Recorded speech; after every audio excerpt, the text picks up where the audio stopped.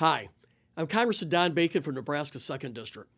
Thank you for allowing me to speak to you today at the 2022 Free Iran World Summit. Many Americans recall the Iran hostage crisis, which began when supporters of the Ayatollah Khomeini invaded the United States Embassy in Iran and kidnapped dozens of Americans. Khomeini seized power in December of 1979 and moved to suppress many of his fellow countrymen and threaten the security of the global order. This brutal regime remains in power today. I'll never forget the horror of people being hanged on the street corners and others being thrown off the top of buildings. The radical mullahs brought terror to the Iranian people. The brutality has not changed today.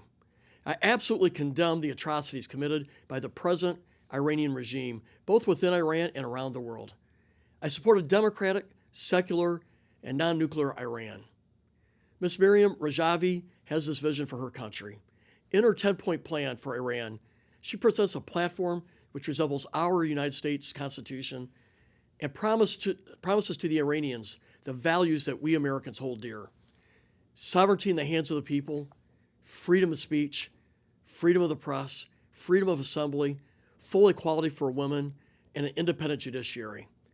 Mrs. Rajavi's vision brings peace to a country whose current regime has both deprived its own citizens of these fundamental rights and has been directly responsible for committing unspeakable atrocities against their own people and against people around the world.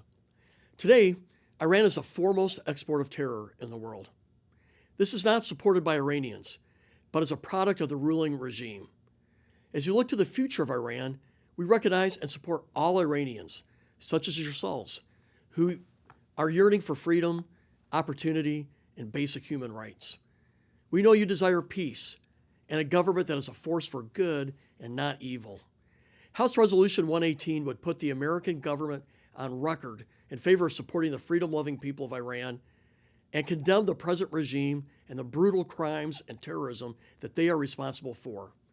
This bill currently has 254 co-sponsors in the U.S. House of Representatives, and I am one of them. I urge the House to bring this bill to a vote immediately. Passing this resolution will show the world that the United States stands in solidarity with you, the freedom-loving people of Iran. I thank those who continue to strive for a better future for Iran. Thank you.